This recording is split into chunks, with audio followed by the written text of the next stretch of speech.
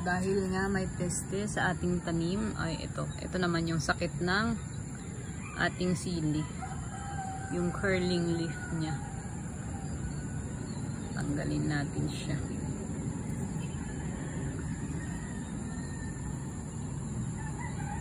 Kasi itong sili ko na ito, ayan.